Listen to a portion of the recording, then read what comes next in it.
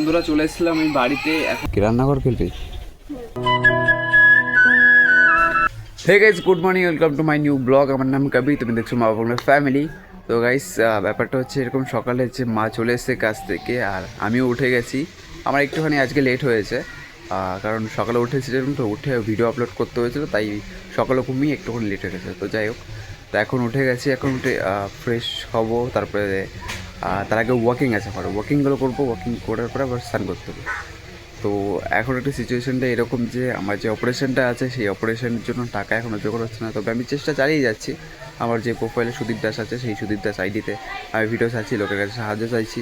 তো দেখা যাক কে আমার পাশে থাকে, কে আমার পাশে থাকে না।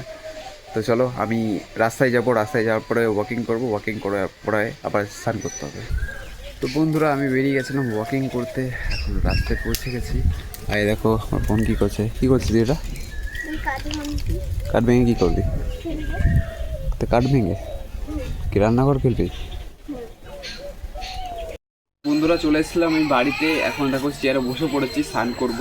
আমার এই ক্যালিপারগুলো খুলছি।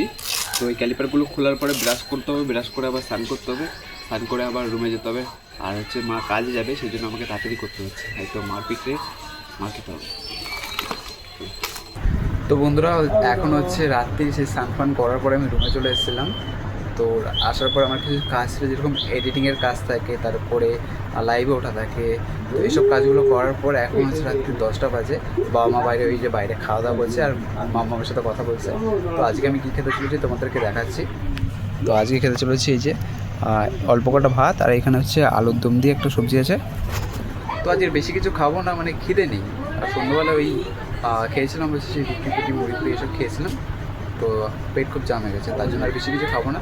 তো আজকের ব্লগটা এখানে এন্ড করছি। কেমন লাগলো তোমরা কমেন্টের সেকশনে জানিও। তো সুস্থ থাকো, স্বাভাবিক থাকো, আবার দেখা হচ্ছে তোমার সাথে কালকে সকালে। বাই।